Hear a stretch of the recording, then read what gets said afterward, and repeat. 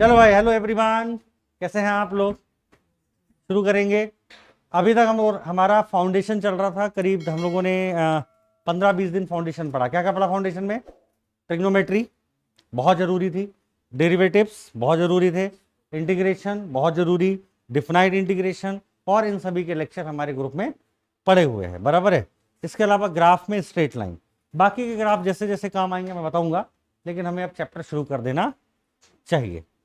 दूसरी बात ऐसी है कि हमारा जो चैप्टर का शेड्यूल है उसमें जो सबसे पहला चैप्टर आता है उसका नाम है यूनिट एंड मेजरमेंट।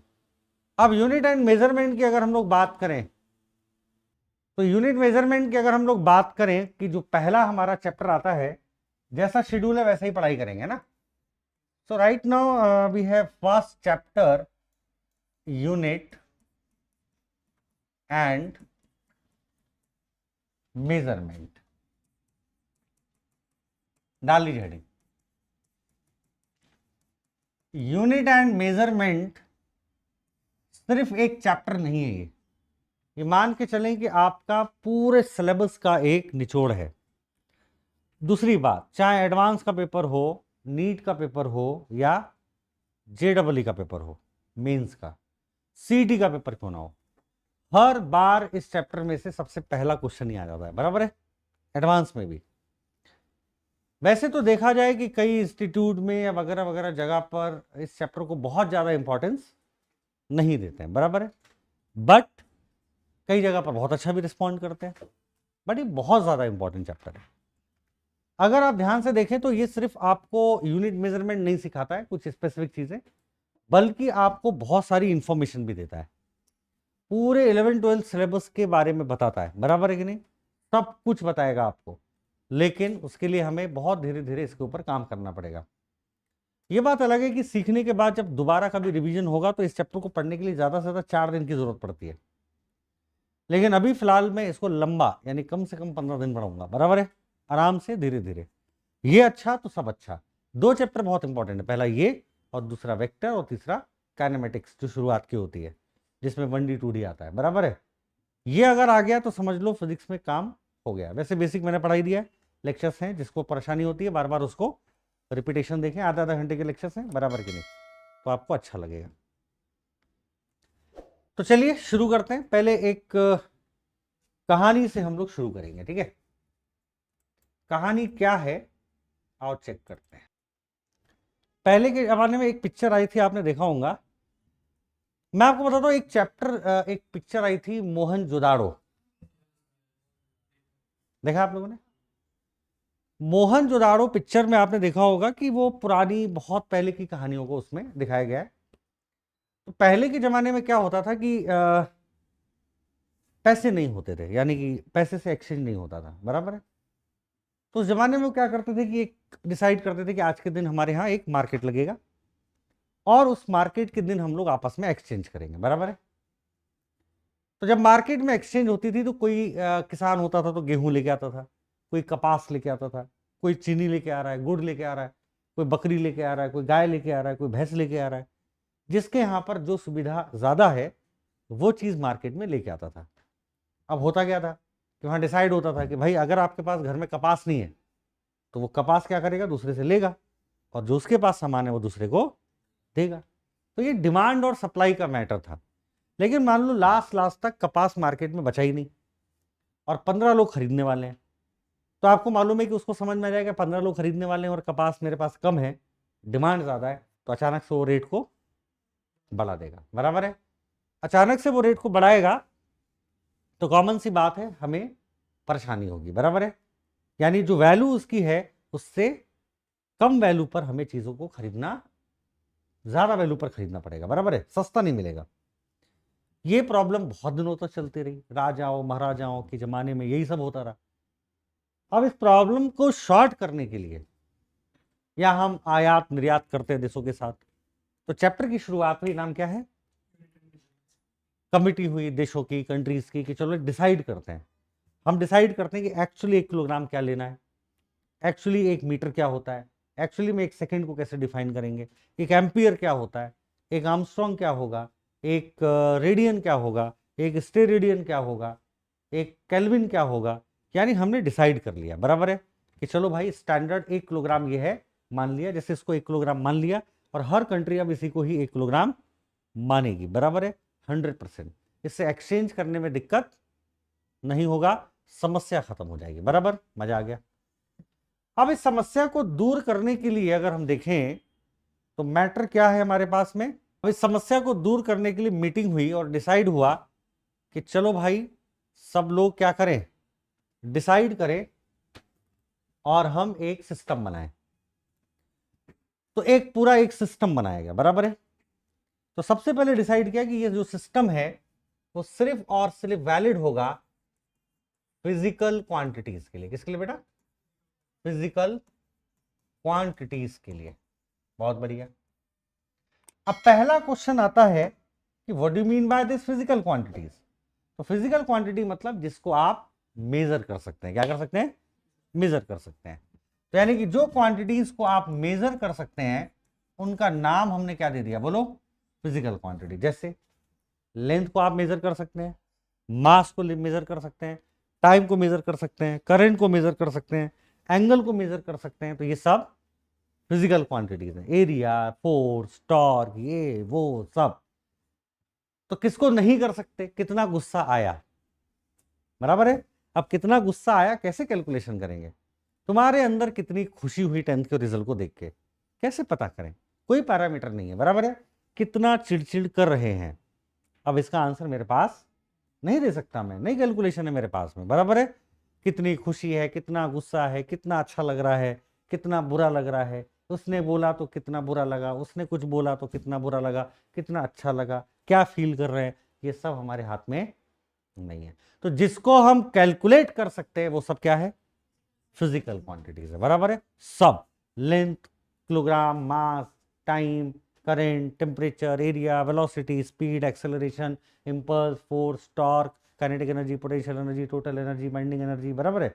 सब कुछ हमारा जो है ये फिजिकल क्वांटिटीज होता है। इन फिजिकल क्वांटिटीज को हमने दो पार्ट में डिवाइड कर दिया, और ये जो दो पार्ट है हमारे पास फिजिकल क्वांटिटीज में, वो है हमारे पास पहला स्केलर क्वांटिटी। क्या नाम है बेटा? Scalar quantity. और जो दूसरा हमने इसको डिवाइड किया वो है वेक्टर क्वांटिटी। बोलो डन। तो पहला स्केलर और दूसरा वेक्टर। स्केलर का मतलब होता है कि जिसको रिप्रेजेंट करने के लिए हमें सिर्फ और सिर्फ मैग्नीट्यूड की जरूरत पड़ेगी, बराबर। और दूसरा हमारे पास है वेक्टर, जिसमें रिप्रेजेंट करने के लिए हमें मैग्नीट्यूड प्लस डायरेक्शन दोनों की जरूरत पड़ेगी। बोलो डन। तो पहला है सिर्फ मैग्नीट्यूड और दूसरा है डायरेक्शन भी। अब बढ़िया है। तो एक हो गया स्केलर, एक हो गया वेक्टर। और स्केलर क्वांटिटीज के लिए हमें खाली मैग्नीट्यूड, और वेक्टर क्वांटिटीज के लिए हमें magnitude as well as direction की हमें जरूरत पड़ेगी। बढ़िया, मजा आ गया। एग्जाम्पल के तौर पे मैंने अगर आपसे बोला कि मुझे अगर लेंथ कैलकुलेट करनी है, क्या कैलकुलेट करना है भैया? लेंथ। अब मुझे बताओ, अगर मुझे लेंथ कैलकुलेट करना है और मैंने बोला मेरी हाइट 5 फुट 8 इंच है, तो क्या इसके अलावा और कुछ बताने की जरूरत है कि मेरे आंसर का परफेक्ट है? परफेक्ट है। मुझे नहीं बताना है मेरा ऊपर से कितना लेंथ है, नीचे से कितना है, खोपड़े का लेंथ कितना है, हाथ का लेंथ कितना है, पैर का कितना है, कौन से एक्सेस से कितना लेंथ है। नहीं, मैंने बोल दिया 5 फुट 8 इंच है, मतलब खत्म। मैंने बोल दिया इसकी लंबाई 10 सेंटीमीटर है, मतलब आंसर कंप्लीट है, कोई बताने की जरूरत नहीं है। लेकिन अगर मैंने बोला कि इस बोर्ड के ऊपर मैंने फोर्स लगाया, बराबर है, यहां पर मैंने क्या लगाया? फोर्स लगाया। और मैंने जब इसके ऊपर फोर्स लगाया तो ये कंप्लीट आंसर नहीं होगा, बराबर है। जैसे मान लो एग्जांपल के तौर पर मैंने बोला भैया इसको फोर्स लगा के, मैं बाहर बैठा था, एक बच्चे को बोला फोर्स लगा के एक काम कर, इसको खिसका दे। अब वो जब अंदर आया तो उसके बाद दो ऑप्शन है। खिसका दे मतलब क्या? फोर्स लगा के या तो आगे कर देगा या तो पीछे। वापस आया कि सर हो गया, मैं अंदर आया। अरे मैंने बोला भाई तूने पीछे को खिसका दिया, मैंने तो इसको आगे के लिए बोला था, यानी सोचा था, बोला नहीं, सोचा था। यानी इसमें कितनी पॉसिबिलिटी है? दो। क्या और भी हो सकती है? हो सकती है। कोई इधर से खिसका देगा, कोई इधर से खिसका देगा, कोई ऊपर, कोई नीचे, कोई 30 डिग्री, कोई 45 डिग्री पर। यानी आपको ये बताना पड़ेगा कि 10 न्यूटन लगाना है, लेकिन ऊपर लगाना है, नीचे लगाना है, राइट में लगाना है, लेफ्ट में लगाना है, 30 डिग्री पे लगाना है, एक्स एक्सिस पे लगाना है, वाई पे लगाना है, जेड पे लगाना है, अदरवाइज ये आंसर इनकम्प्लीट होगा। बराबर है। तो we have example vector quantity के क्या क्या होंगे भाई, जैसे डिस्प्लेसमेंट, क्या एग्जांपल है, डिस्प्लेसमेंट, और बहुत है, दूसरा क्या होगा, वेलोसिटी, तीसरा क्या होगा, बहुत है, एक्सेलरेशन, चौथा मोमेंटम, क्या नाम है, उसके बाद और बताइए, फोर्स, है ना, टॉर्क, और कोई है, काफी है इतने एग्जांपल फिलहाल के लिए। स्केलर की बात करें तो स्केलर में एग्जांपल आ जाएगा फर्स्ट नंबर, जैसे स्पीड, वेरी गुड, एंड दूसरा कौन सा, डिस्टेंस, वेरी गुड, और कौन सा आएगा भाई, लेंथ, लेंथ तो हो गया, और क्या हो सकता है, मैं कुछ बताता हूं, जैसे वर्क डन, क्या नाम है, वर्क डन। इसके अलावा एक और बहुत फेमस है, फ्लक्स, क्या नाम है, फ्लक्स, मैग्नेटिक फ्लक्स, आपने सुना होगा ना, मैग्नेटिक लाइंस ऑफ फोर्सेस, है ना, मैग्नेटिक लाइंस ऑफ फोर्सेस सुना होगा। तो हमने सबसे पहले फिजिकल क्वांटिटी का नाम लिया, तो फिजिकल क्वांटिटी का मतलब क्या होता है बेटा, फिजिकल क्वांटिटी का मतलब होता है जिसको क्या करें आप, काउंट कर सकते हैं, क्या कर सकते हैं, काउंट कर सकते हैं, और काउंट कर सकते हैं, मेजर कर सकते हैं, तो जिसको हमने दो पार्ट में डिवाइड किया, पहला था हमारे पास स्केलर और दूसरा था वेक्टर। स्केलर में हमें सिर्फ मैग्नीट्यूड की जरूरत है, बट वेक्टर हमारे पास में डायरेक्शन प्लस मैग्नीट्यूड दोनों देता है। मैग्नीट्यूड का मतलब है कि स्टैंडर्ड से वो वैल्यू कितनी ज्यादा है। जैसे मान लो आपने बोला कि मेरा वजन 70 किलोग्राम है, यानी एक्चुअल में ये 1 किलोग्राम और इंटू 70 है, बोलो ये सुनो, तो ये जो 70 है ये आपका मैग्नीट्यूड है। बराबर है, इसका मतलब जो स्टैंडर्ड वैल्यू है उससे आप कितने टाइम से ये मैग्नीट्यूड होता है। बराबर, लेकिन डायरेक्शन का मतलब है किसी भी रेफरेंस से उसकी लोकेशन बताना, डायरेक्शन बता देना, एक्स पे काम कर रहा है, वाई पे काम कर रहा है, कुछ एंगल दे देना, कोई रेफरेंस दे देना। बराबर है, यानी वो 100% डिसाइड होना चाहिए, बराबर, वेल डिफाइंड होना चाहिए। तो इतने बात समझ में आई कि नहीं आई, तो क्या क्या रिपीट किया हमने, चैप्टर का नाम यूनिट एंड मेजरमेंट, इसमें हम यूनिट मेजरमेंट के बारे में देखेंगे। सबसे पहले हमने देखा फिजिकल क्वांटिटी क्या होती है, जिसको हम मेजर कर सकते हैं। इसको हमने दो पार्ट में डिवाइड किया on the basis of direction. पहला क्या है, स्केलर, दूसरा क्या है, वेक्टर। स्केलर में क्या आएगा, सिर्फ मैग्नीट्यूड, जैसे लेंथ, मास, टाइम, और वेक्टर का मतलब जिसमें मैग्नीट्यूड प्लस डायरेक्शन आएगा, जैसे force, torque, velocity, acceleration, momentum, है ना, टॉर्क, बहुत सारे हैं, धीरे धीरे समझेंगे। इसके अलावा एक और क्वांटिटी होती है जो बहुत ज्यादा किताबों में नहीं लिखी होती है, बट पता होना चाहिए, नाम है टेंसर क्वांटिटी। क्या नाम है, नाम है टेंसर क्वांटिटी। टेंसर क्वांटिटी का मतलब है जिसके पास मैग्नीट्यूड भी होगा, डायरेक्शन भी होगा, लेकिन वो वेक्टर लॉ को फॉलो नहीं करेगा, जैसे करंट। बराबर है, करंट के पास में डायरेक्शन है, क्लॉकवाइज एंटी क्लॉकवाइज घूमता है, सुना होगा आपने, मैग्नीट्यूड भी है 2 एम्पियर 3 एम्पियर, बट फिर भी वो वेक्टर क्वांटिटी नहीं है, क्योंकि भैया वेक्टर लॉ को फॉलो नहीं करती है। तो इसका मतलब इसमें एक और कंडीशन आ गया, जिसके पास मैग्नीट्यूड हो, जिसके पास डायरेक्शन हो, और साथ में वेक्टर्स के सारे लॉ को उसने फॉलो भी करना चाहिए, तब जाकर के वो वेक्टर क्वांटिटी होगी। इसका मतलब ये सारे एग्जांपल वेक्टर लॉ को फॉलो करते होंगे। बराबर है, तभी वेक्टर क्वांटिटीज हैं, नहीं तो हम करंट को भी इसमें शामिल कर लेते, लेकिन करंट हमारा इसमें शामिल नहीं है। बराबर, इतना बोलो, आया, डन हो गया। तो इस तरीके से हमने सबसे पहले दो चीजों में बांट दिया। डरी, आगे बढ़ते हैं। अब आता है हमारे पास में नेक्स्ट बहुत ज्यादा इंपॉर्टेंट, कि लेट्स सी कि हम इसको क्या और डिवाइड कर सकते हैं। बिल्कुल, सबसे पहला है कि अगर यूनिट को हम और कैसे डिवाइड करें। पहला डिवाइडेशन है फंडामेंटल क्वांटिटीज, है ना। तो फंडामेंटल का मतलब क्या, फंडामेंटल का मतलब है ऐसी फिजिकल क्वांटिटी जो किसी दूसरे पर डिपेंड नहीं हो, ऐसी क्वांटिटीज को हम फंडामेंटल, अपने में इंडिपेंडेंट है, वो अपने आप में डिफाइंड है, किसी की जरूरत उसको नहीं है। लेकिन अगर हम सेकेंड वाला ले जाएं तो ये होगा डिराइव्ड यूनिट्स। क्या नाम है, तो डिराइव्ड यूनिट नाम से पता चल रहा है कि इन्हीं फंडामेंटल से ये डिराइव हो जाएगा। बराबर, इतना। तो अगर ये डिराइव करके आ रहा है आंसर तो डिराइव्ड यूनिट्स, और अपने आप में कंप्लीट आंसर है तो फंडामेंटल यूनिट। जम गया, मजा आ गया। अब सबसे पहले आता है कि इनको डिफाइन करने के लिए हमारे पास में सबसे पहली कहानी आती है कि कुछ सिस्टम बनाए गए, और ये जो सिस्टम है वो हर कंट्री में अलग अलग अप्लाई होते हैं, क्योंकि पहले एक दूसरे के साथ कांटेक्ट नहीं था भाई। तो पहला आता है हमारे पास सिस्टम व्हाट, MKS सिस्टम। क्या नाम है भाई? MKS system. MKS सिस्टम में लेंथ को हम मीटर में, मास को हम व्हाट, किलोग्राम में, और टाइम को हम सेकेंड में मेजर करते हैं, बराबर है। और ये हमारी इंडिया में अप्लाइड है, बराबर है। सिमिलरली सेकेंड वन CGS बराबर, CGS का मतलब सेंटीमीटर, उसके बाद ग्राम और सेकेंड सिस्टम। इसका मतलब जिस कंट्री में CGS लागू होगा वहां लेंथ को हम सेंटीमीटर, मास को हम ग्राम और टाइम को हम सेकेंड में कैलकुलेट कर रहे होंगे। तीसरा आता है हमारे पास में FPS सिस्टम, बराबर है। इस FPS का मतलब है लेंथ को हम फुट में, P फॉर मास को हम पाउंड में, और टाइम को हम सेकेंड तीनों में कैसा दिख रहा है? हमेशा कॉमन दिख रहा है, बराबर है।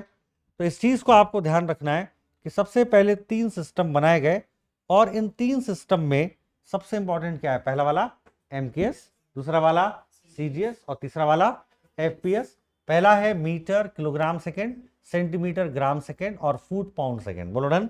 आपने देखा होगा WWE करके शो आता है, और इस WWE के शो में आपने देखा होगा कि वजन जो नीचे लिखा रहता है वो पाउंड्स में लिखा रहता है, यानी उस कंट्री में मास को हम पाउंड में कैलकुलेट कर रहे होंगे, बराबर है। लेकिन यहाँ पे सिर्फ 3 ही डिफाइंड है। फिर से मीटिंग हुआ और डिफाइन हुआ कि चलो इसके अलावा एक अच्छा सिस्टम बनाते हैं, बराबर है। तो जो अच्छा सिस्टम बनाया गया और बहुत ज्यादा सभी कंट्रीज में लगभग वो अप्लाइड है, उसका नाम है what, SI unit of system. ठीक, SI यूनिट का मतलब होता है international system of units. International system of units में हमने क्या किया, यहां पर इसको 2 पार्ट में हमने डिवाइड कर दिया। बोलो ठीक है। अब 2 पार्ट में हमने क्या डिवाइड किया है, देखते हैं। सबसे पहला आता है हमारे पास में कि जो 2 पार्ट में हमने इसको डिवाइड किया, वो 2 पार्ट ऐसे हैं कि पहले पार्ट में हमने इसमें फंडामेंटल यूनिट्स दिए। क्या दिए बेटा? Fundamental units. फंडामेंटल का पहली मीनिंग बता चुका हूं मैं, क्या होता है भाई? फंडामेंटल का मतलब जिसमें डिफाइन करने के लिए किसी और की जरूरत नहीं पड़े। लेकिन डेराइव्ड का मतलब, डेराइव का मतलब है कि इन्हीं फंडामेंटल का यूज करके हम डिराइव करेंगे, बराबर है। सबसे पहला आता है कि एसआई सिस्टम में हमें क्या क्या दिया गया। तो एसआई सिस्टम में हमें सारे के सारे फंडामेंटल यूनिट दिए गए। क्या दिए गए? फंडामेंटल। और बाद में उनकी हेल्प से हम डिराइव्ड यूनिट्स को डिराइव आराम से कर सकते हैं, बराबर है। कैसे? सो लेट्स स्टार्ट कि क्या फंडामेंटल दिया, और शुरू करते हैं।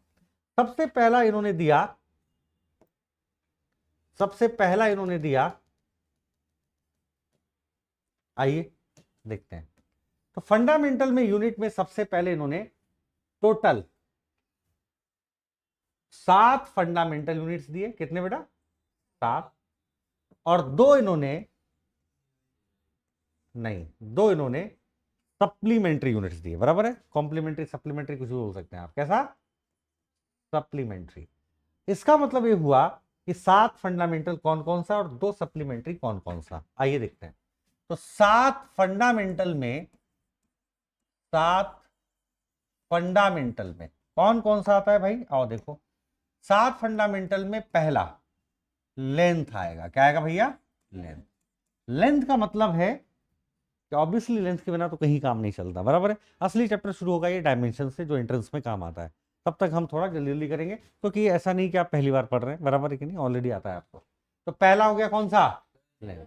इसका हमें यूनिट पता होना चाहिए, तो नाम है मीटर। मीटर का सिंबल हो जाएगा वॉट, एम, और इसका जो डायमेंशन है वो हो जाएगा L1। डायमेंशन का मतलब है यूनिट को लेंथ, मास और टाइम के फॉर्मेट में लिखना, और अगर वो सिंगल है तो 1 पावर लगा देना, 2 है तो 2 पावर लगा देना, 3 है तो 3, यानी पावर के फॉर्म में लिखना ही डायमेंशन होता है, बराबर है। अब यहां बेचारा अकेला मीटर है तो L1 लिख दिया। मीटर स्क्वायर होता तो L2 लिख देते, मीटर क्यूब होता तो L3 लिख देते, बढ़िया। इसके बाद में सेकेंड आता है हमारे पास मास। मास का जो यूनिट है वो किलोग्राम है। इन्हीं की मदद से पूरा चैप्टर चलेगा। तो इस किलोग्राम का जो सिंबल है वो केजी हो गया, और भैया इसका जो डायमेंशन है वो m1 हो गया। अब मास अकेला है बेचारा तो m1 लिख दिया, अगर किलोग्राम स्क्वायर होता तो m2 लिख देते हैं, बढ़िया। तीसरा आता है हमारे पास में वॉट, टाइम। टाइम के लिए हम यूज करेंगे वॉट, सेकेंड। सेकेंड के बाद आ जाएगा SES या फिर S, और टाइम का हो जाएगा वॉट, T1। सिमिलरली चौथा आता है electric current.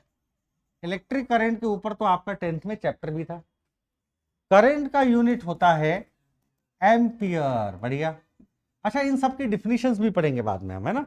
Actually 1 metre exact क्या है, 1 किलोग्राम एग्जैक्ट क्या है, क्या मतलब है इसका, देखेंगे। एम्पियर के लिए हमारे पास है A, और डायमेंशन है A1, या फिर कई लोग यूज करते हैं I1। बोलो डन। इसके बाद में आता है नेक्स्ट टेम्परेचर। क्या नाम है? अब टेम्परेचर के लिए बात करें तो इसका यूनिट होता है वॉट, केल्विन। ऐसा यूनिट इज वॉट, केल्विन होता है। हमारे हैबिचुअली आदत है कि हम डिग्री सेल्सियस यूज करते हैं, बराबर है, बोलो आया। जैसे आप मिल्क खरीदते हैं तो मिल्क जब आप खरीदेंगे तो आपने देखा होगा उसको लीटर्स में लेते हैं। किस में लेते हैं? कि भैया 1 लीटर दे दो दूध। लेकिन आपको मालूम होना चाहिए कि किताबों में लिखा हुआ है कि लीटर इज नॉट ऐसा यूनिट, मीटर क्यूब होता है ऐसा यूनिट वॉल्यूम का, है ना। बट यूज में क्या है, लीटर। तो जरूरी नहीं है कि जो यूज में वही ऐसा यूनिट हो, है ना। तो हमारे पास में टेम्परेचर हो गया केल्विन, और टेम्परेचर को हम केल्विन यानी के, और डायमेंशन हो जाएगा K1 से रिप्रेजेंट करेंगे, बराबर। इसके बाद 6 नंबर आता है amount of substance. Amount of substance की अगर मैं बात करूं तो अमाउंट ऑफ सब्सटेंस का मतलब होता है कि जो आप गैस में यूज करते हैं, कि हमने 5 मोल ऑक्सीजन गैस लिया, 10 मोल हमने नाइट्रोजन गैस लिया, इन दोनों को मिला दिया। तो गैसेस के मामले में जो अमाउंट ऑफ सब्सटेंस होता है वो होता है व्हाट, MOLE, मोल, बराबर है। सिंबल होता है MOL, डायमेंशन होता है MOL1। बोलो डन। लास्ट में आता है हमारे पास ल्यूमिनस इंटेंसिटी। तो ल्यूमिनस इंटेंसिटी की बात करें, it is related with light. किससे रिलेटेड बेटा? ये लाइट। इसका यूनिट होता है कैंडेला। क्या होता है? और इसका सिंबल है CD या फिर वॉट, CD1। टोटल फंडामेंटल कितने हुए भैया? 7 हो गए, बराबर है। और इन 7 फंडामेंटल की बात करें अगर हम, तो पहला कौन सा है? लेंथ, उसके बाद मास, उसके बाद time, current, temperature, amount of substance, luminous intensity. Length का बोलो मीटर, मास का किलोग्राम, टाइम का सेकेंड, करेंट का ampere, temperature, amount of substance, luminous intensity candela. What about dimension of length L1, mass M1, time T1, current A1 और I1, temperature K1, मोल का MOL1, luminous intensity का CD1, not LD1, है ना। तो ये CD1 है। वही हमने देखा था कि 7 फंडामेंटल के साथ साथ हमारे पास 2 सप्लीमेंट्री भी थे, हाँ या ना। 2 सप्लीमेंट्री में आता है बेटा पहला प्लेन एंगल। क्या नाम है? प्लेन एंगल, जो आज तक आप पढ़ते आए हैं। और सॉलिड के अंदर गड्ढा करके इस दीवार के अंदर जो एंगल बनता है इसको हम बोलते हैं सॉलिड एंगल। क्या बोलते हैं? Solid angle. ओमेगा से रिप्रेजेंट करते हैं इसको, W नहीं है ये, बराबर। सिंबल है ओमेगा, जैसे अल्फा बीटा गामा होता है। प्लेन एंगल को थीटा से रिप्रेजेंट करते हैं।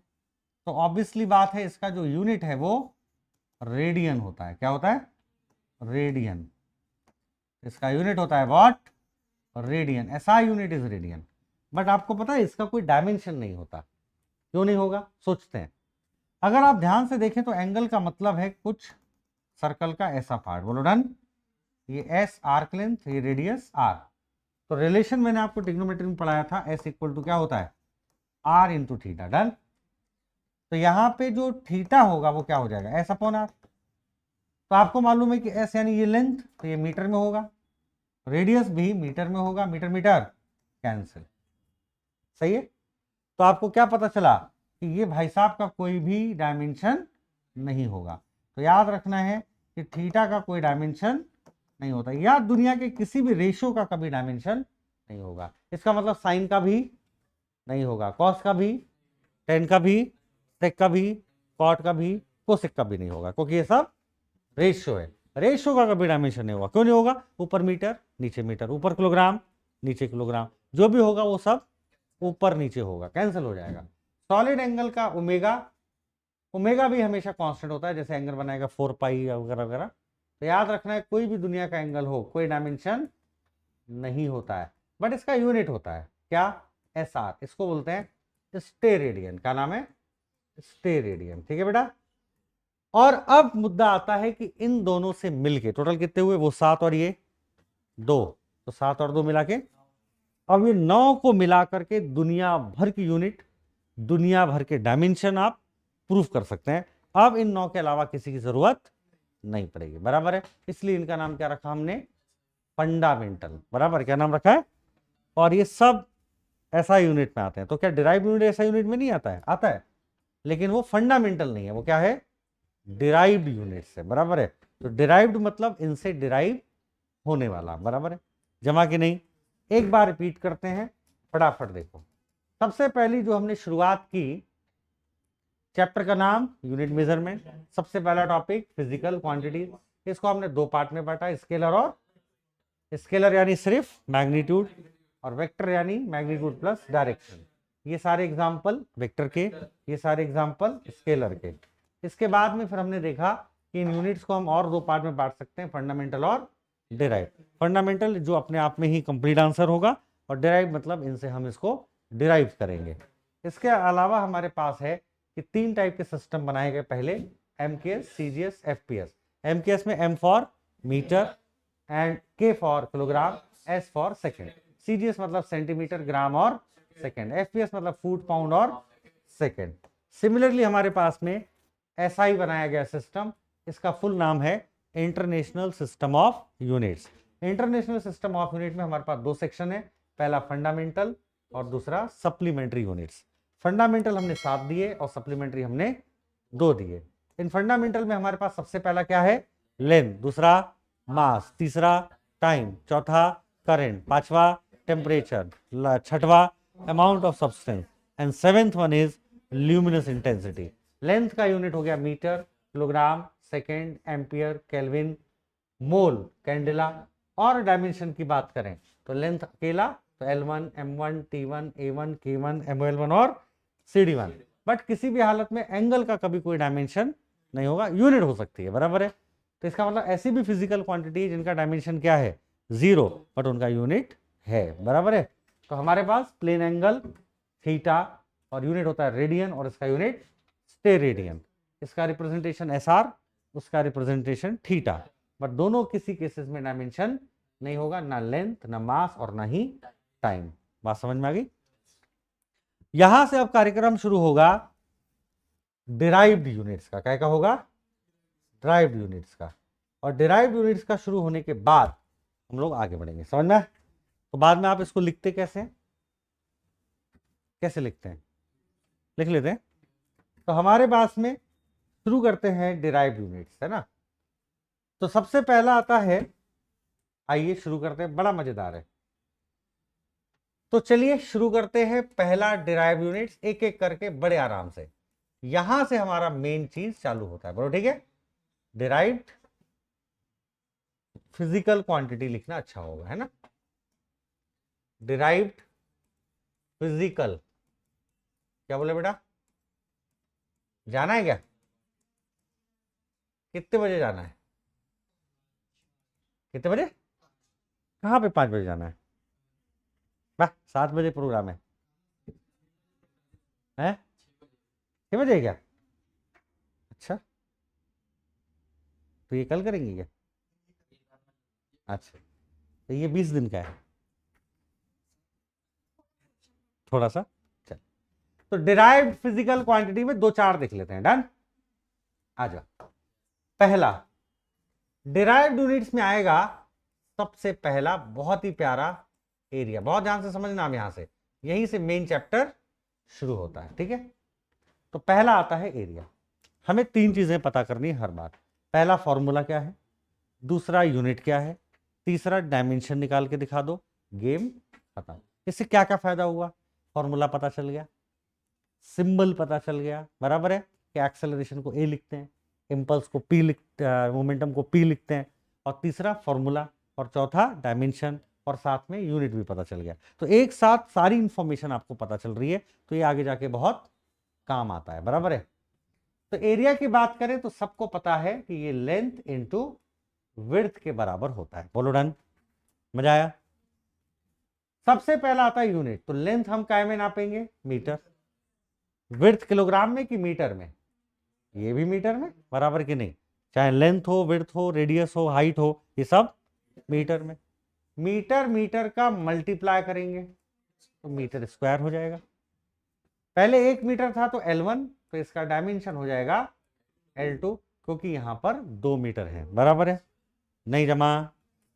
कई लोग इसको ऐसा भी लिख देते हैं कि L2 मास है नहीं तो 0, टाइम नहीं है तो 0। जनरली डायमेंशन में लेंथ, मास और टाइम लिखा जाता है। अगर नहीं है कोई दिक्कत नहीं, आप सिंपल ऐसा भी लिख दें, ये भी सही है और ये भी सही है, बराबर, जिसमें आप कंफर्टेबल हो। अब अगला वाला देखना आप खुद ही बना लेंगे। कैसे बनाएंगे, आओ चेक करता हूं मैं आपको। अगर मुझे अगला वाला सीखना है तो मैं क्या करूंगा, तो हमारे पास एरिया का मुद्दा खत्म। कितने लोगों का है, सभी को आया होगा। तो formula is length into width, unit हो जाएगा मीटर स्क्वायर, डायमेंशन कितना हो जाएगा L2। मजा आ गया। अगला देखो कितना प्यारा सुंदर है, वॉल्यूम, है ना। बहुत कराऊंगा मैं, परेशान हो जाएंगे आप करते करते, खत्म नहीं होगा।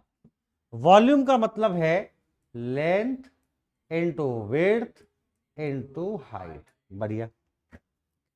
लेंथ का यूनिट मीटर, विड्थ का यूनिट, हाइट का यूनिट, तीनों मिला के, बढ़िया। 1 मीटर के लिए डायमेंशन L1, तो 3 के लिए कितना हो जाएगा L3। गेम हो गया खत्म। नहीं आ रहा, बड़ा आसान। अगला आता है हमारे पास डेंसिटी। आप डेंसिटी को याद करो, व्हाट इज द फॉर्मूला। आप सिंबल देखो, रो, इसका नहीं लिखा, इसका एरिया का ए, वॉल्यूम का भी, ये तो आता ही है आपको। तो डेंसिटी को समझ में आया कि रो से लिखा जाता है, और रो इज इक्वल टू होता है mass divided by what, volume. तो मास का यूनिट बोलो बेटा जल्दी जल्दी, किलोग्राम, वॉल्यूम का मीटर क्यूब। अब मुद्दा क्या है, डायमेंशन निकालना। तो डायमेंशन निकालने के लिए ऐसा डब्बा बहुत जरूरी है बनाना। डायमेंशन का डेफिनेशन, किसी भी यूनिट को पावर के फॉर्मेट में लिखना हम डायमेंशन कहलाता है, बराबर है। इसका टारगेट क्या है कि कोई बड़ा दिख रहा है तो उसको छोटा दिखने के लिए हम लोग फॉर्मेट यूज करते हैं। तो डायमेंशन ऑफ रो आएगा डायमेंशन ऑफ मास, बोलो हाँ या ना, डायमेंशन ऑफ वॉल्यूम। तो मास का डायमेंशन तो हमें पता है, कहां से, यहां से। मास का कितना है m1, वापस आ जाते हैं। तो ये अगर m1 आ गया तो वॉल्यूम हो जाएगा यहां से कितना L3, बोलो डन, मजा आ गया। अब ये ऊपर चला जाएगा तो लिखेंगे L-3 और m1, और ये आपका क्या होगा आंसर, खत्म। नहीं जमा, कन्फर्म। अब कई लोगों के मन में आ रहा है सर अगर m इधर लिख दिया, L इधर लिख दिया तो क्या फर्क पड़ता है, बिल्कुल नहीं, बराबर है। आप चाहें तो इसको ऐसा भी लिख सकते हैं, जमा क्या, ये भी सही है। लेकिन जनरली हम लिखते हैं पहले लेंथ और बाद में मास और फिर लास्ट में लिखते हैं टाइम। मजा आ गया। नाउ अगला है, दिमाग लगाएंगे फटाफट स्पीड के बारे में। फॉर्मूला बोलो बेटा, speed equal to what, distance and whole divided by, बढ़िया। डिस्टेंस का यूनिट हो जाएगा मीटर पर सेकेंड, डन। तो डायमेंशन निकाल सकते हैं आराम से। तो डायमेंशन कैसे आएगा, तो डिस्टेंस यानी कि v इज इक्वल टू हो गया S/T। तो आप मुझे बताओ डिस्टेंस को आप किस में कैलकुलेट करोगे, मीटर में। तो मीटर का क्या L1, टाइम का क्या T1, तो ऊपर जाके हो गया L1 T-1। आया नहीं आया। अगला देखो, अगर मैं आपसे बोलूं कि चलो मुझे निकालो सारी information for what, velocity. Velocity equal to होता है डिस्प्लेसमेंट, है ना, displacement divided by what, time. तो डिस्प्लेसमेंट अपॉन टाइम का मतलब है मीटर अगेन पर सेकेंड अगेन।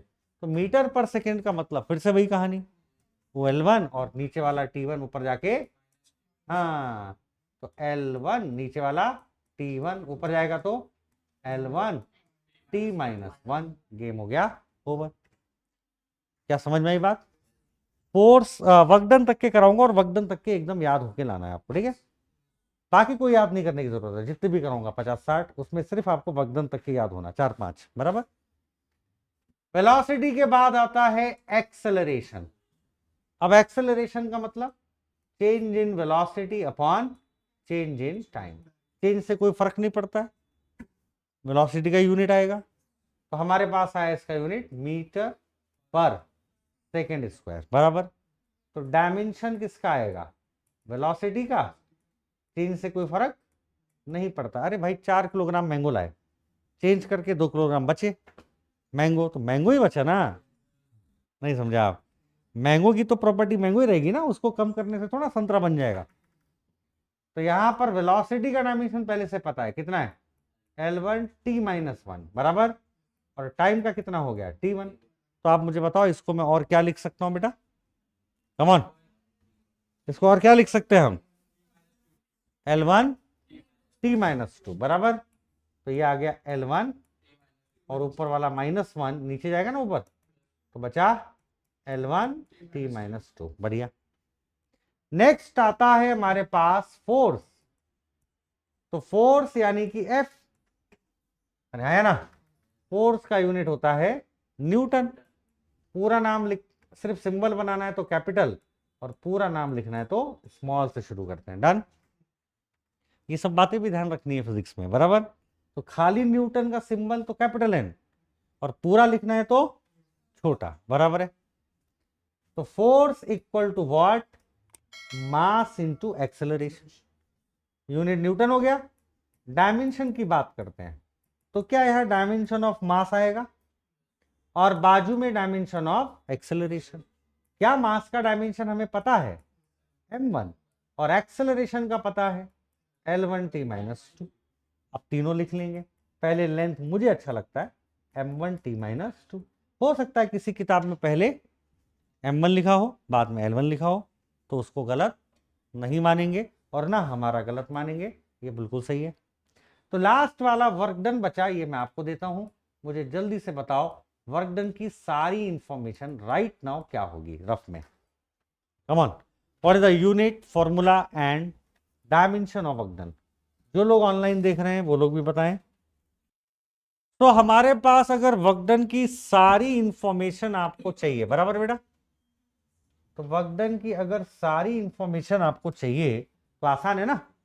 कैसे, वर्क डन का फॉर्मूला होता है फोर्स इनटू व्हाट, डिस्प्लेसमेंट। अच्छा, इस चैप्टर से क्या फायदा हो रहा है, आपको जो है सारी फिजिकल क्वांटिटी के यूनिट पता चल रहे हैं, सबके डायमेंशन पता चल रहे हैं, सबका फॉर्मूला पता चल रहा है, और लिखने का जो सिंबल है वो भी पता चल रहा है, बराबर है।